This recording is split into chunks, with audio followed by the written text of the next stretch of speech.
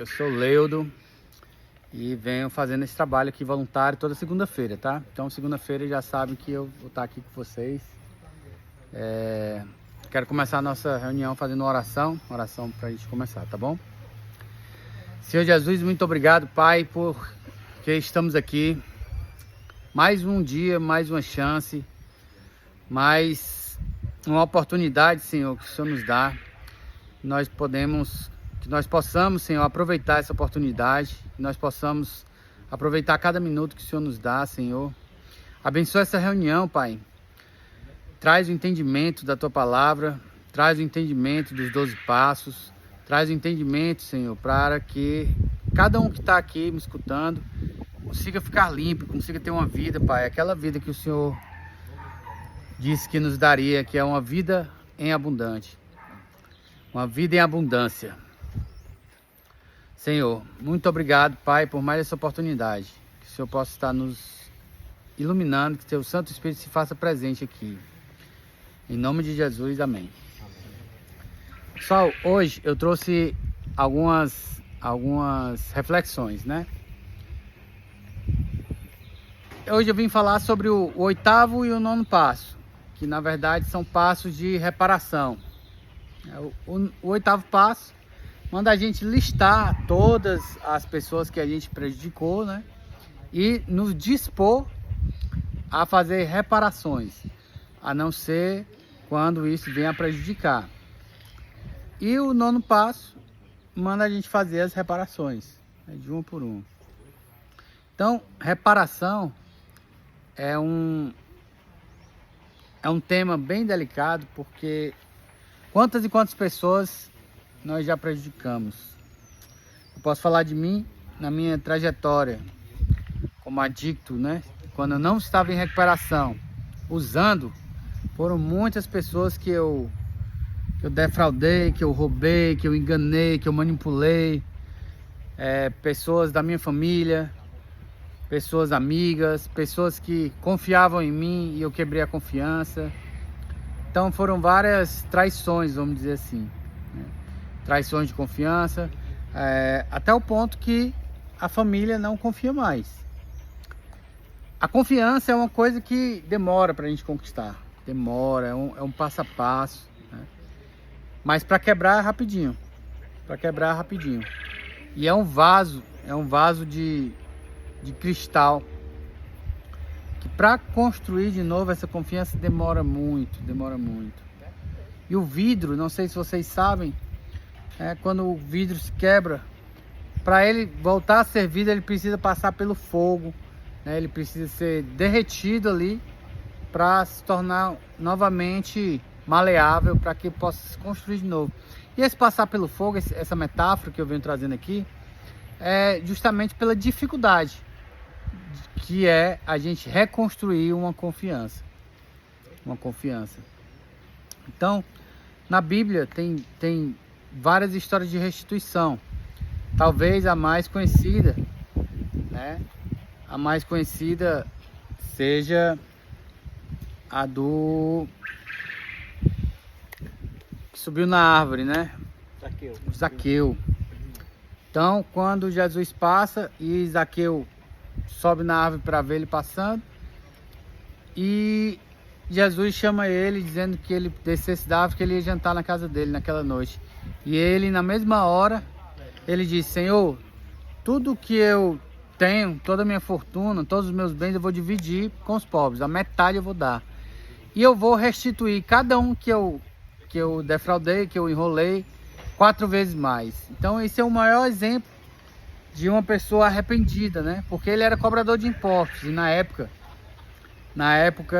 eles cobravam impostos, e alguns cobradores de impostos cobravam ainda mais do que deviam, mais do que era imposto. Então a pessoa tinha que pagar imposto e ainda tinha que pagar mais. Então eles ganhavam muito dinheiro, né? E geralmente os cobradores de impostos eram pessoas que tinham bens, que tinham riqueza. Então nesse exemplo bíblico, o que é que Jesus responde, né? Hoje nesta casa entrou a salvação. Então, perdoar, pedir perdão pelos nossos pecados, pelos nossos erros, É importante? É importante, é o passo principal da jornada. Mas restituir é tão valioso que Jesus disse: hoje nesta casa entrou a salvação. Então é muito importante que a gente faça as restituições para determinadas pessoas, aquelas que pode, né? O passo é muito claro. Tem gente que não dá pra gente restituir. Tem gente que não dá pra gente ir lá e reparar os danos.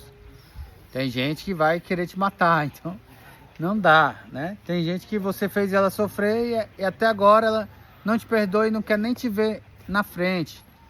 Então, tá tudo bem. O que importa é que a gente coloque no papel todas as pessoas que a gente prejudicou. Quando eu fiz isso, quando eu estava aqui na clínica e fiz isso, deu várias folhas. Várias folhas, né? E aí, o que é que a gente precisa fazer? Começa com as mais fáceis. Quem são as pessoas mais fáceis de pedir perdão? As pessoas mais fáceis que eu tirei algum dinheiro, né? Na época do meu uso, eu vim morar em um kitnet, eu morava em um kitnet depois que eu me separei da mãe do meu filho. E lá aconteceu tipo uma festa, todo mundo tava numa festa e depois da festa eu disse, vamos lá pro kitnet e tal, continuar a usar. E a gente continuou e foi lá e tinha uma menina lá e eu fiquei com essa menina e tal. E aí todo mundo capotou. E aí só que eu tava muito usado e eu não consegui dormir. E aí o que foi que eu fiz? Fui lá na carteira da pessoa, tirei o dinheiro fissurado e peguei a chave do carro dessa pessoa, peguei o carro dela e fui pra favela. Então é uma insanidade completa, né? E até hoje eu não fiz ainda reparação com essa pessoa, mas é uma pessoa que eu pretendo fazer. Por que que eu não fiz? Porque eu nunca mais a encontrei. Nunca mais a vi, nunca mais a encontrei. Mas é uma pessoa que eu tenho que reparar. Eu não lembro nem quanto foi que eu tirei da carteira dele, acho que foi 50 e poucos reais. Então eu tenho que reparar, chegar lá e dar até aqui, ó, 100 reais aí pra você, meu irmão, me perdoe. Naquela época eu era completamente insano, me desculpe. Que eu me desculpe é legal? É legal. Me perdoe é legal, faz parte. Mas você restituir, você ir lá e devolver o que você tirou, né? Algumas coisas são impossíveis de restituir. Por exemplo, as preocupações que a minha avó tinha. Minha avózinha já morreu, né? Eu tive a sorte de, antes dela morrer, ela conseguir me ver limpo. E a minha avó disse que orou por mim durante 20 anos. Foram os 20 anos que eu passei na adicção. A minha primeira uso de droga foi aos 11 anos de idade, eu fui até os 34 anos. Então foram mais de 20 anos. Ela disse que passou 20 anos orando. Antes dela morrer eu tive a felicidade. Algumas pessoas não têm essa felicidade. Eu tive, graças a Deus, de ela me ver limpo. Ela me ver limpo. Foram muitas batalhas e muitas lágrimas que ela chorou, né? Ela chorou muito. Só que ela disse que ali ela poderia já morrer porque ela estava feliz em me ver limpo, sabe? Isso aí não tem preço que pague, pessoal. A minha avó era como uma mãe. Minha avó me cuidou, me criou, né? Desde pequeno, a separação violenta dos meus pais e tal. E minha avó cuidou de mim. E aí a gente vai aprendendo todas essas formas de restituição, né? Então nas minhas orações eu peço perdão a Deus por ela. Peço perdão a Deus por ela. Agora algumas pessoas, né? O perdão faz parte da restituição, né? Restituir é você pedir desculpa, pedir perdão, ir na pessoa, e se você tirou alguma coisa, você devolver. Mas, por exemplo, o meu pai, eu já falei aqui, né? No Dia dos Pais, eu fui lá e pedi perdão a ele. E disse a ele que eu perdoava ele de todo o mal que ele já tinha me feito. Que talvez ele nem soubesse. Porque ele foi criado desse jeito. E muitas vezes a gente julga nosso pai, nossa mãe. Mas eles deram o melhor, eles deram o que eles receberam. Sei lá como foi a criação deles com o meu avô. Meu avô também aconteceu a mesma coisa. Ele fugiu de casa, era alcoólatra, mesma coisa. Aí meu pai se separou da minha mãe, e foi uma separação violenta. E eu fui criado com minha avó e muitas vezes eu esperava ele me via de 15 dias. Eu esperava ele e ele não vinha. E eu criava aquela raiva dentro de mim. Passou o tempo, eu construí família, teve neto e tal. E a convivência foi normal. Pai e filho, eu digo te amo, me abraço e tal. Só que nunca tinha sarado aquilo que estava dentro de mim. E eu consegui liberar esse perdão. Para mim foi libertador, foi libertador, foi libertador. E eu fiz uma carta e li no Dia dos Pais. Tava minha irmã, tava minha esposa, tava no Dia dos Pais, eu li para ele. Para mim foi libertador, né? Porque é uma pessoa que querendo ou não, ele me deu a vida. Então, honrar pai e mãe já começa aí. Você tem que honrar, independente se ele foi ruim, se ele lhe espancou, se ele lhe abusou, se ele lhe abandonou. Tem que honrar. A Bíblia tá lá muito claro. Honrar pai e mãe é um dos 10 mandamentos. Então, honrar não é esquecer o que ele fez, mas sim é lembrar e aquilo não doer mais. E muitas vezes a gente só consegue isso quando a gente consegue liberar o perdão realmente verdadeiro do fundo do coração. E tudo isso que eu estou falando aqui faz com que a gente vá se enchendo de uma carga de mágoa, de raiva, de não perdão. A gente não consegue chegar nas pessoas e isso acaba ocasionando uma série de bloqueios na nossa vida. A gente tem problema com os nossos filhos. Eu me separei da mãe do meu filho do mesmo jeito que o meu avô e do meu pai. Então são padrões que, biblicamente falando, a gente fala de maldições hereditárias. E essas maldições não é Deus, ou não é o diabo punindo. É Deus. É Deus que quando a gente quebra um princípio, a gente paga por eles. E na Bíblia tem muito claro também que a gente paga até a 3ª e 4ª geração. Como é que faz para quebrar esse ciclo, né? A gente fazendo o caminho de volta. Pedindo perdão, fazendo a restituição das pessoas, né? Perdoando, porque às vezes você pede perdão, mas você não perdoa. Então é uma via de mão dupla. Você perdoa e pede perdão. Na oração do Pai Nosso, a gente ora, reza ali e tal, repete tantas vezes na vida, mas não se atenta, que é perdoai os pecados assim como você perdoa. Então é uma condição. Quem não perdoa não é perdoado por Deus. É uma condição. E a gente já repetiu tantas vezes isso, né? Perdoai as vossas ofensas, assim como. Esse assim como é do jeito que eu perdoo, eu sou perdoado. Do jeito que eu perdoo, eu sou perdoado. Se eu não perdoo, eu não sou perdoado. E fica essa coisa se repetindo, esse ciclo aí. Repete para os nossos filhos, repete para os nossos netos e repete por gerações. Porque os nossos netos acaba acontecendo a mesma coisa e eles pecam de novo e aí fica para os netos dele. Então, são coisas que a gente precisa quebrar na nossa vida, romper com essa corrente,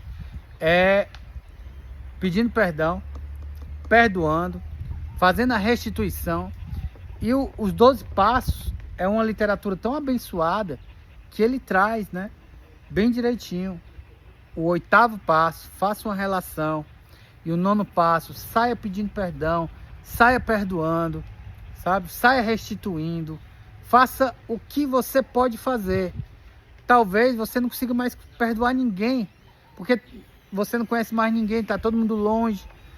Ou então você não tem mais contato, mas você tem uma pessoa que você pode perdoar ou pedir perdão. Então vai lá naquela pessoa, porque tudo se resume ao primeiro passo, que é o passo da humildade. Se você não tem humildade, você não consegue pedir perdão. Você não consegue se humilhar. Quando na Bíblia tem assim dizendo, os humilhados serão exaltados, não é porque alguém me humilhou que eu vou ser exaltado, não. Não. É eu me humilhar perante a Deus. Aí eu vou ser exaltado.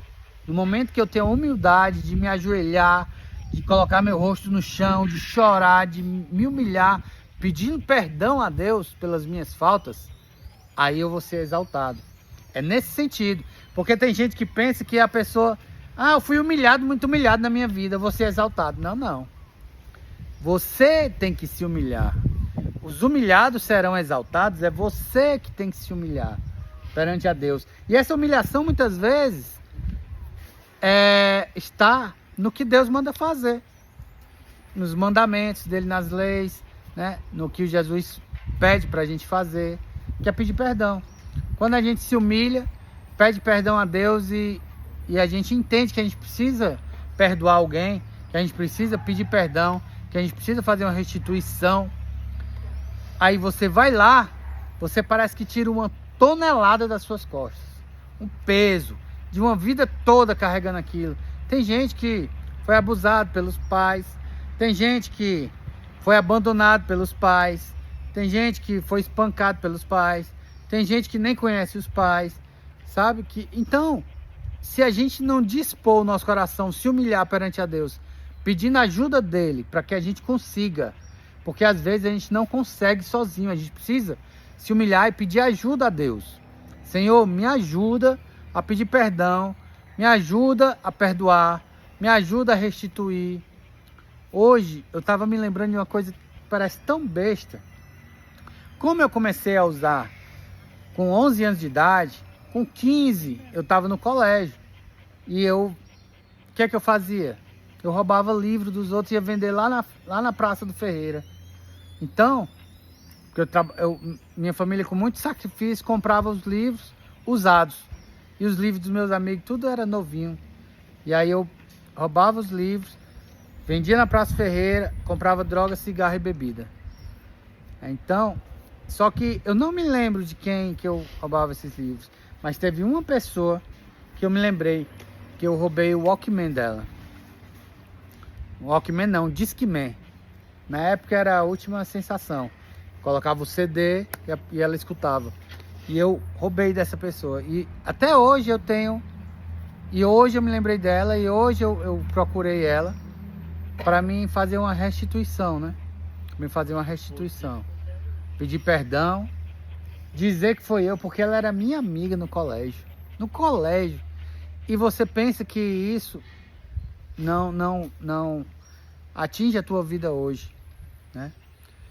Você quebrou um mandamento, você quebrou um princípio. Você pode ter quantos anos quiser, vai passar 50 anos da tua vida e tu ainda vai estar preso naquele princípio, porque tu não restituiu, tu não perdoou, tu não pediu perdão, sabe?